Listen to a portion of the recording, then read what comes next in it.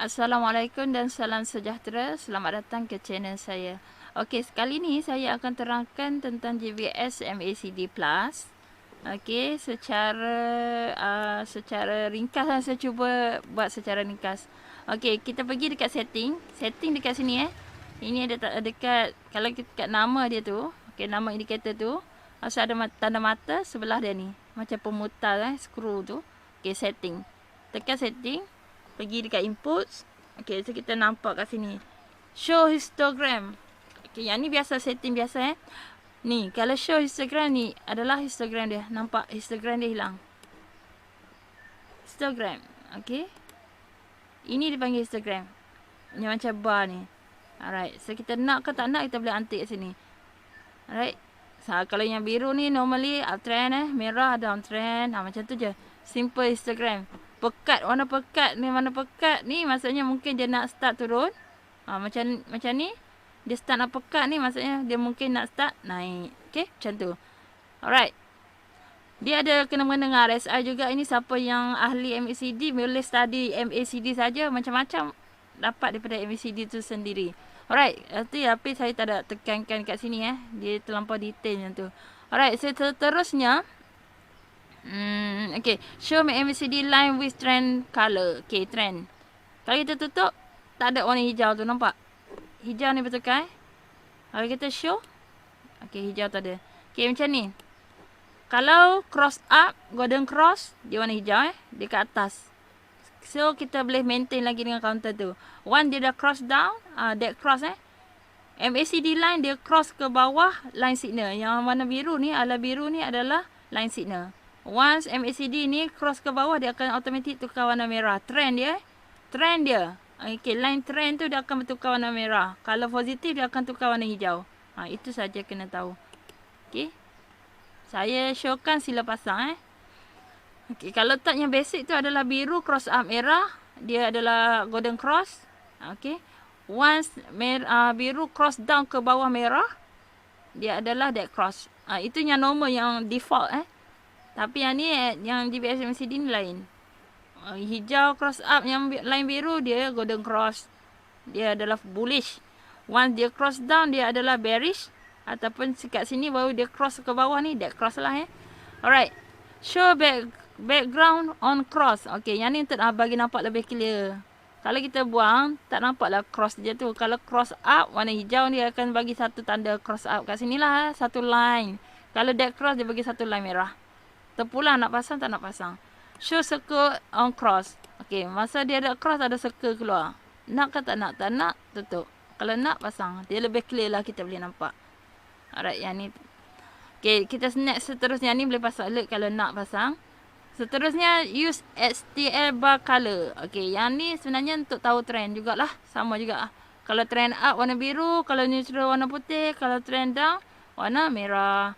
So, kalau kita nak yang biasa, candle biasa, tak nak ada color-color ni, kita tak biasa, itu tutup lah. Jadilah candle hijau merah saja. Alright, kita nak pasang, kita on balik. Alright, so kita tengok sini tadi saya ada buat satu penerangan dah. Tak apa, saya terangkan balik ni. Okay, kalau dia bullish, dia overall akan warna biru. Okay.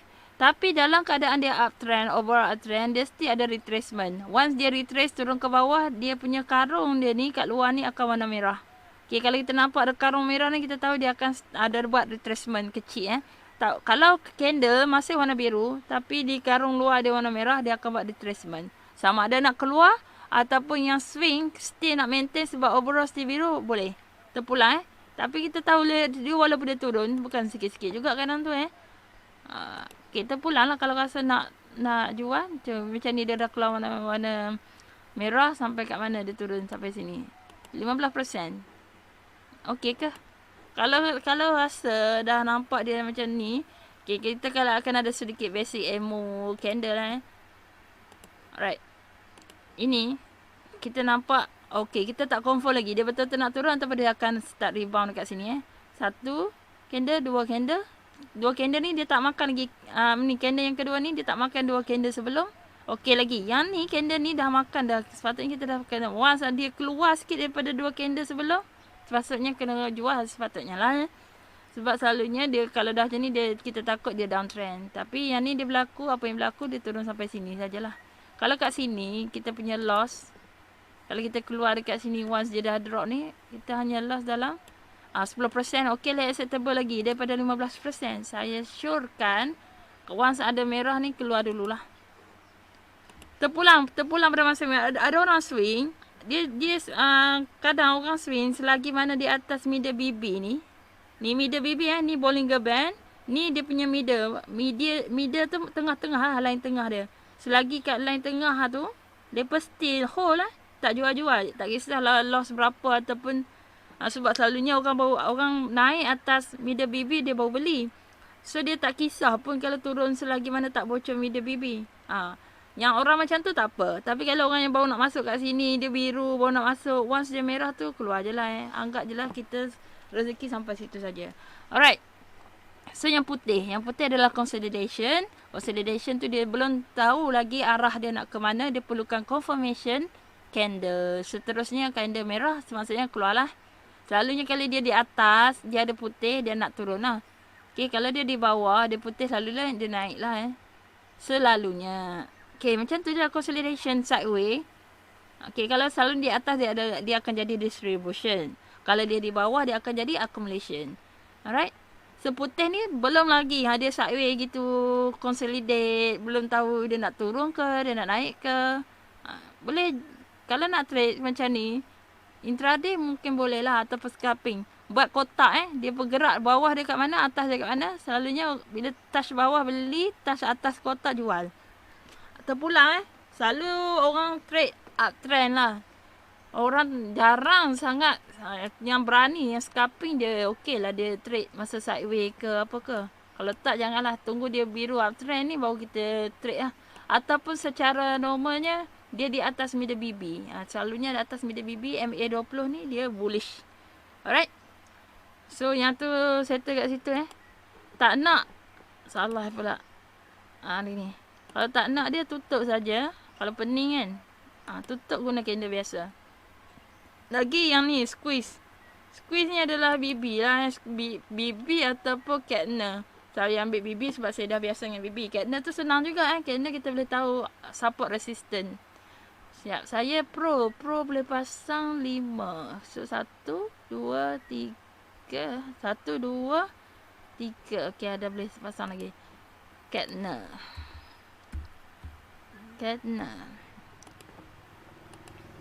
Okay, Kettner ni jangan tutup. Allah, salah tutup okey. Kettner ni dia sama juga macam BB. Dia akan ada squeeze, dia akan mengembang dan anilah sekarang ni kita panggil squeeze Kalau dia naik mengembang ni dia akan membawa kenaikan. Kalau dia squeeze, dia mengembang ke bawah, dia solid downtrend. So hati-hati. Mengembang ke atas tak apa, jangan dia mengembang ke bawah. Ni ada fasa downtrend nak tunjuk. Dia squeeze, lepas tu dia akan ni. Okey, kita pasang dua-dua. Tak nampak jauh beza sangat Kettner dengan BB. Okey, saya dah ni saya nak cakap tadi Donchen channel lagi satu tu. Donchen. Cukup tak saya nak pasang? Saya boleh pasang 5 saja. Okey, tutup sekejap semua ni. Donchen channel sebenarnya lebih senang kita nak tengok support dengan resistance. Kalau kita nak tanda kan, kita nak garis support resistance, kita tahu macam ada satu line ni. Okey, kita tahu situ ada satu support. Okey, bila ada line yang macam ni kan, line lurus macam ni, okey, kita tahu itu ada satu resistance. So Kettner ni senang untuk kita tengok support dengan resistance sebenarnya. Okey, kat sini line tengah dia satu straight line. Okey, satu kita tahu boleh okey, situ area support juga. Kalau turun ke bawah dia adalah resistance. So Kettner ni, Kettner pula, Donchen channel sebenarnya senang untuk kita tengok support resistance. Boleh nak pasang. Okey, delete balik semua lukisan. Alright. Okay, saya nak cerita apa tadi? Squeeze. Okay, ini squeeze. Pasang BB lah contoh. BB ataupun KC mana-mana lah. Dia sama juga. Bila squeeze ni dia mengecut tu, itu panggil squeeze. Dia akan warna grey. Kuning tu high squeeze lah. Kuning ni high squeeze. Dia betul-betul mengecut betul. Dia kenapa orang suka squeeze ni? Selalunya orang nak swing jugalah. Orang nak swing, dia cari yang squeeze, dia cari confirmation seterusnya. Dia dah squeeze, ada tak satu candle yang menentukan dia akan naik ni kan. Borobudur bullish ni dah makan semua candle sebelum ni. Dia dah pecah atas middle BB. Boleh entry kat sini. Squeeze je, dia dah squeeze. Kita tahu bila dia dah squeeze, dia akan start mengembang kalau ada bullish dengan volume okay, so boleh masuk kat situ. Sebab tu orang suka squeeze. Dekat iSaham ada screener squeeze. Saya tak tahu sekarang free ke tak. Saya screener. Sekarang sebab banyak yang dia kena bayar. Sebelum ni banyak free je. Sekejap Mana dia screener squeeze ni? Tak jumpa pula saya. Tapi memang ada lah sebelum ni. Bollinger Band squeeze ada tak? Cemoku. Oi, tak ada ke? BB, mana Bollinger Band?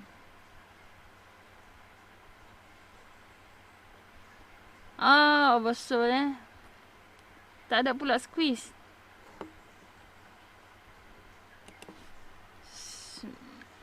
Bollinger Band. Kita tanya iSaham lah. iSaham. Bollinger Band. Bollinger squeeze. Dulu ada. Okay, free. Ini Bollinger Band dah squeeze. Dia dah squeeze. Kita boleh tengok bila dia dah start nak breakout. Selalu memang orang cari ambil lah ni. Bollinger Band squeeze. Squeeze breakout. Okay, macam ni. Dia squeeze, dia breakout. Boleh beli dekat sini. Selalunya dia akan start buat uptrend Selalu kalau dia naik atas middle BB, dia squeeze, dia naik atas middle BB tu, peluang untuk dia naik tu tinggi. Sini dia akan bagi tanda yang kuning kalau dia high squeeze. Kalau yang ni squeeze biasa warna grey. Okay, itu tanda-tanda dia lah. Okay, AE dengan FE mana dia? AE dengan FE ni dia wujud selalunya kalau dia fasa downtrend. Dia akan ada satu AE ni. AE ataupun FE. AE agresif. FE tu filter entry AE ni agresif entry. Kita nak masuk betul-betul daripada bawah. Ini agresif lah. Kita nampak dia downtrend. Tapi kita nak masuk, kita percaya yang dia sekarang squeeze nak naik atas Contoh squeeze nak naik atas pula. Dia ada satu potential agresif untuk naik ke atas Kita nak beli cash from bottom. Buy on dip lah. Okay, buy on dip. Dia kalau uptrend, dia tak ada AE ni keluar. Ini pun geng-geng Jerome dan geng-geng yang orang suka invest, yang swing mid term ke, dia akan cari AE ni. AE dengan FE. Sebab dia nak cash from bottom. Selalunya kat sini RSI dia dalam 30 macam tu saja. Dia downtrend. Tapi kita nampak ada tanda reversal. Lepas kita kalau MACD nampak dia start histogram ni. Makin kecil nak naik ke atas. Itu ada satu peluang untuk entry daripada bawah. Okay. Kalau saya kan suka cakap cari counter uptrend. Yang ni bukan counter uptrend. Dia selalu consolidate dekat fasa accumulation. Ataupun fasa dia downtrend. Dia start ada satu stopper. Nampak dia nak reversal. AE ni akan keluar. FE. Ini pun satu. Daripada bawah. Nampak ada peluang nak naik. Okay. FE ni akan keluar. Kita kena masukkan dalam watchlist dulu. Seterusnya kita tengok. Mungkin dia dah start cross up. Boleh masuk. Dia semua daripada bawah Dia turun, dia bawah. Okay, dia naik sideways. Dah masa fasa uptrend macam ni, dia tak ada keluar AE-FE. Dia sesuai untuk orang yang swing dan invest lah. Okay. Ini semua ada kat sini sebenarnya. Dia terangkan VIX tu. VIX tu dia ni lah VIX ni dia count emosi lah. Emosi of trader. Selalunya emosi of trader ni, kalau dia turun, orang takut, orang akan jual. Tapi ada orang suka cash daripada bawah. Inilah AE ni, FE ni akan keluar. Okay. Saya rasa itu saja kot. Jangan complicated sangat lah. Benda-benda lain tak perlu tahu sangat detail. Saya pun daripada ni combine ambil. Maksudnya indikator semua ni mana yang the best ada. Okay, saya combinekan dalam GBS tu, gunalah bersama-sama. Mudah kita nak tengok. Okay. Kalau rasa ni complicated, pakai saja MACD biasa. Ataupun kalau nak, boleh pakai yang GBS MACD BB plus BB tu. Yang saya tu yang saya suka juga. Senang nak nampak untuk saya. Tapi ada orang yang suka prefer nampak cross up apa semua benda lah ni, boleh guna yang ni. Okay, saya rasa itu saja. Jangan lupa untuk klik butang subscribe. Kita jumpa lagi. Okay, siapa yang berminat nak pakai indikator GBS ni. Okay, ada banyak indikator, ada semua. Yang ni free saja yang saya tambah kemudian sebab yang ni saya nampak. Okay, saya jumpa. Saya nampak yang ni antara yang best kita nampak cross up semua tu. So, kita boleh masukkan sekali lah siapa yang nak. Okay, kalau tak, pakai yang biasa. Yang biasa yang saya betul-betul buat tu yang GBS MACD BB tu. Sebab saya suka tengok dia punya Bollinger Band tu. Sekejap. Kena tutup dulu, tunjuk baru nampak ni. GBS MACD MACD BB. Okay, yang ni sebab saya lebih mudah nampak yang ni Ada orang ikut preference masing-masing. Kalau macam ni, kita plot, tekan input, tekan plot MACD ni. Okay, kalau dia warna kuning, dia bullish. Dia macam parabolic star. Dia bullish. Okay, lepas tu nampak yang ni. Biru cross down ke bawah, dia dead cross. Okay, dia masuk dalam Donchian channel. Okay, BB, standard deviation 1. Okay, ni. Dia bertahan dekat standard deviation 1. Ini Bollinger Band standard deviation 2. Yang biasa orang guna lah. Okay. Sebab saya nampak BB. Okay, dia dalam BB ke, dia kat apa BB ke, saya nampak. So, saya suka yang ni.